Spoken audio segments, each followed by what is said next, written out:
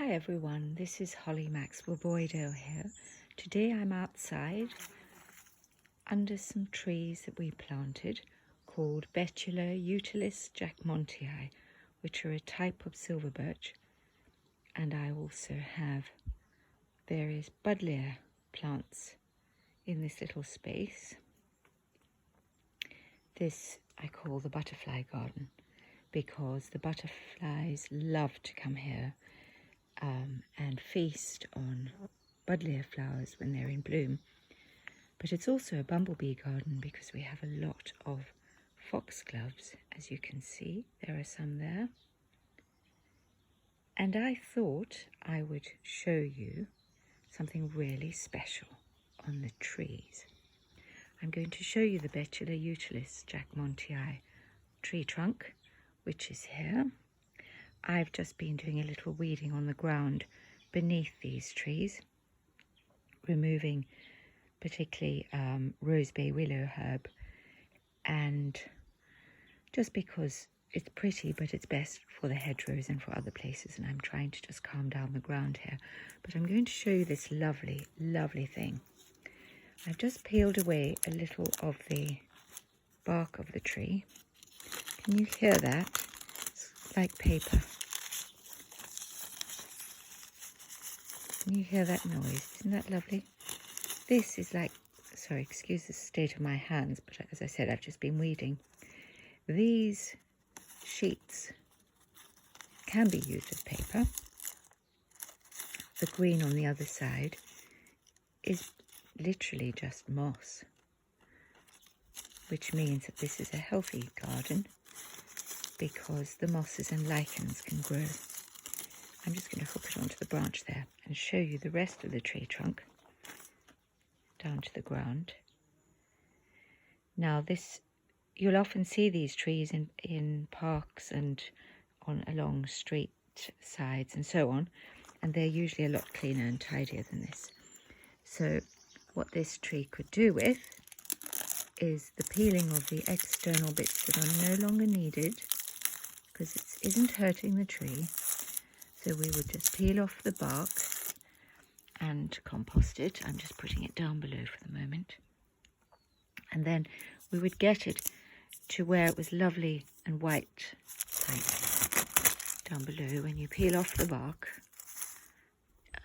once this is the freshly peeled bark, and then that is what it will look like. And what we can also do is give it a gentle sponging with some very tepid water and perhaps just a drop of dishwashing liquid, but I don't know if that's really necessary. Just to clean up the bark, I'm going to remove the lower trunks of this tree, these lower ones, because I'll give you a bit of perspective. I want us to be able to walk below the tree with ease, and even though I'm only 5'1", I can't walk below those branches without having to duck. So the lower branches will come off. I'm just giving you a little more perspective, and then we'll have a lovely white trunk which will show up beautifully in the winter, and that'll be another feature of this little butterfly garden or bumblebee garden, which is looking quite wild at the moment. But I have plans to clear the ground more and to add gravel so that it's a bit more zen-like, and then we'll keep certain buddleia plants and certain foxgloves, but not let the whole ground be covered. And the betula utilis jacqmontii trees will stand out quite well. We have one or two more in pots still, and I think we might actually introduce a third one, but I'm not sure. We have two in the ground and one further along over there in a pot, so I'm just contemplating that at the moment. And while we're here, I just wanted to show you what's so lovely about leaving things to do their own work for a while is that you find treasure in the garden. I'm going to show you this. This is treasure I discovered we have today. Look, that is a strawberry plant, and that strawberry plant will produce real strawberries, as in the kind that we're all used to eating. And there's another one hiding right there. Now, I don't know how these have come here, but I'm guessing that possibly a bird stole a strawberry and then either dropped the strawberry or strawberry seed in bird poo. Now, there's a little runner coming as well. So that will just pop itself into the ground and it'll produce root, and then it'll make another strawberry plant.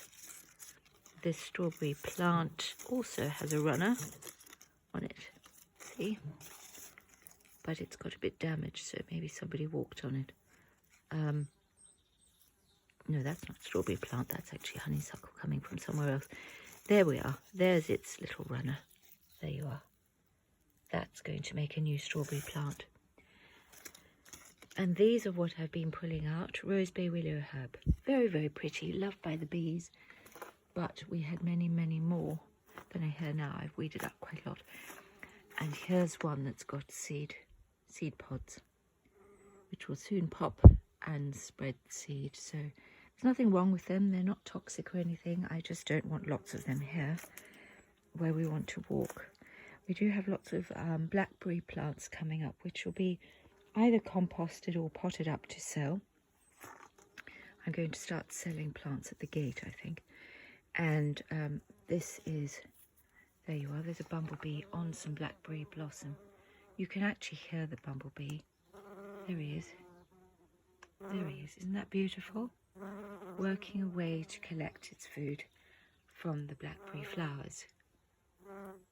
Very, very special.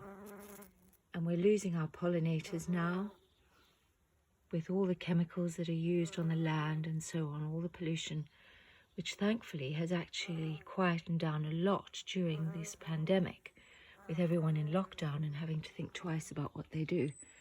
The creatures are being given a little bit more of a chance.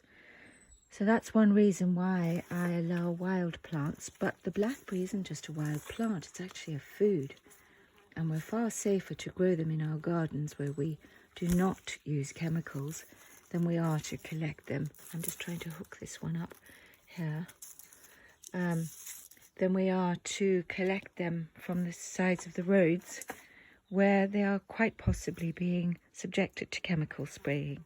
So I would urge you to be very careful of that. So we'll say goodbye to the trees. I'm going to go inside now and do some work, but I just thought I'd give you a little bit of a tour of this little part of the garden and teach you a little bit about betula, utilis, jacqmontii, or silver birch, which has a beautiful, beautiful white trunk when it's cleaned up. And I've also, I think, taught you a little bit about rose bay willow herb, strawberries and blackberries. Oh, and on the strawberry note, we do also have Alpine Strawberries, and we have another kind which I can't remember at the moment, both of which grow quite wild in our garden, which is amazing because they provide not only treats for us but also for wild creatures. And there's a not so wild creature, Willow the hound, just checking things out and making sure I'm behaving myself. So that's all for now. There's more to tell you about in the woodland over there, but I'm going to sign off now and I shall be back soon. From me and Willow, lots of love. Bye.